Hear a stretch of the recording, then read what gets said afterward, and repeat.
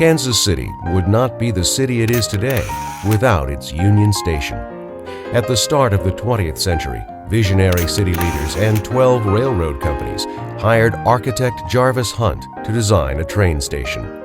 Hunt created a monumental and magnificent 850,000 square foot structure, 10 stories high with 900 rooms, a 95-foot ceiling in the waiting room, beautiful 3,500-pound chandeliers, marble floors, large arched windows, and an iconic clock, 6 feet in diameter, hanging in the entrance arch.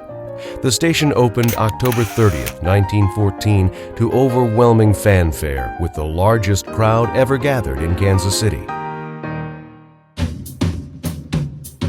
During World War I, train traffic rose. 1917 became a peak year with more than 80,000 trains passing through.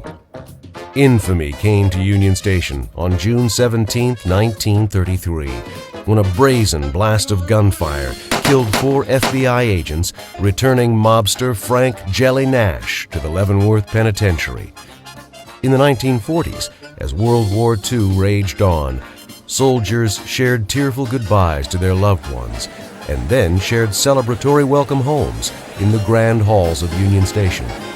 The year the war ended, 1945, saw a record 670,000 passengers pass through. The Harvey House Restaurant and Shops became an entrepreneurial engine of commerce, serving passengers in stations around the country, one of the largest national companies housed inside of Union Station.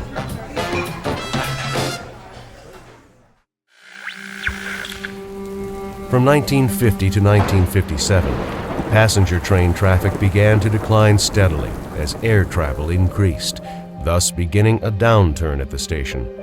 In 1972, Union Station was placed on the National Register of Historic Places, but its decline continued through the next decade until 1983, when the only thing left in the cavernous, once magnificent building was Amtrak's ticket office, operating from inside an inflatable bubble in the Grand Hall to deflect the bits of falling ceiling.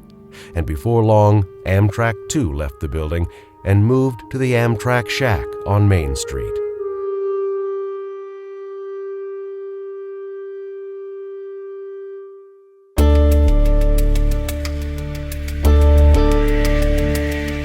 Despite its decrepit condition, proud Kansas Cityans refuse to accept the sad condition of their most beautiful landmark.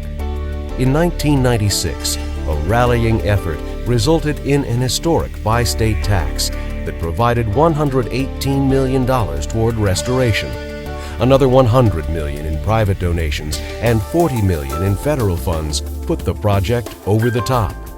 After 3 years of reconstruction, Union Station once again opened to fanfare and celebration on November 10, 1999.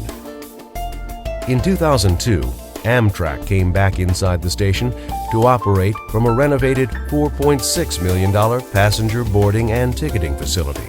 Then the U.S. Post Office set up a branch inside. In 2006, Kansas City Southern moved a former train bridge to connect Union Station with the Freight House District that soon evolved into the Crossroads Arts District. In 2008, a beautiful 20,000 square foot exhibit gallery was built on the lower level to host world-class traveling exhibits. Revenues from these traveling exhibits added additional sources of funding that helped stabilize the station.